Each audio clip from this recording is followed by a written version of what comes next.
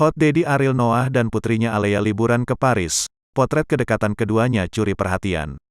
Ariel Noah mengajak putrinya, Alea Anata ke Prancis.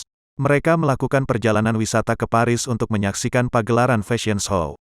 Jarang terekspos, Ariel Noah menampilkan momen kedekatannya bersama sang putri, Alea Anata. Ariel Noah menemani sang putri yang pergi berlibur ke luar negeri. Mereka berdua melakukan perjalanan jauh ke Prancis. Sesampainya di Prancis, ayah dan anak ini disambut dengan suasana Prancis menjelang musim semi. Ariel membagikan potret indah bersama putri tercintanya tersebut. Ia membagikan potretnya tersebut di media sosial Instagram. Hal ini diketahui lewat pantauan tribunstyle.com di Instagram @arielnoah. Mereka terlihat bahagia dan mengabadikan momen indah saat berada di Menara Eiffel.